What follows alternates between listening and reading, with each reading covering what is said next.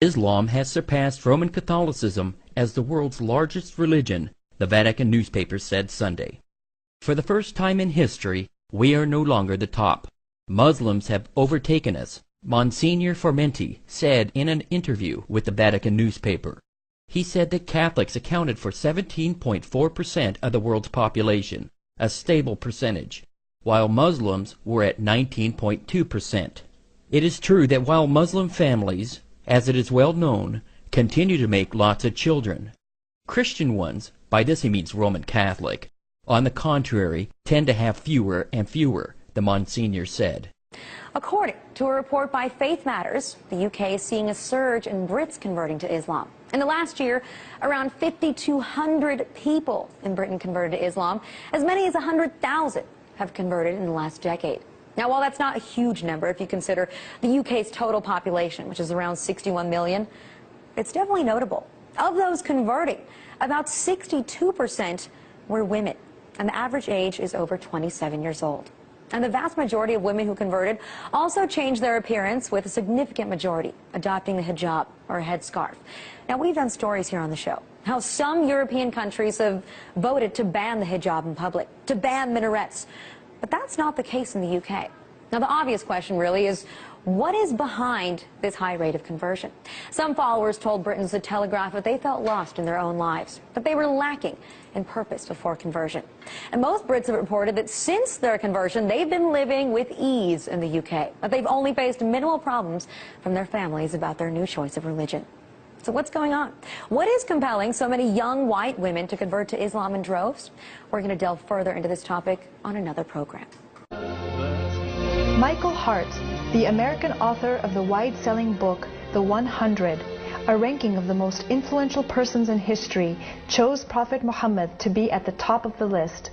He said, "My choice of Muhammad to lead the list of the world's most influential persons may surprise some readers and may be questioned by others.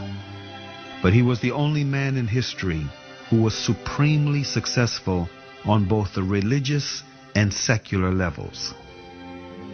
It is this unparalleled combination of secular and religious influence which I feel entitles Muhammad to be considered the most influential single figure in human history."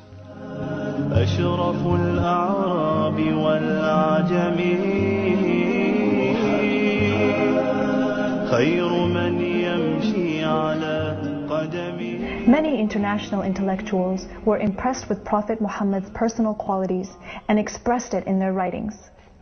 Lamartine, the famous French historian, in his book The History of the Turks, said about Prophet Muhammad, "If greatness of purpose, smallness of means, and outstanding results are the three criteria of human genius, who could dare to compare any great man in modern history with Muhammad?"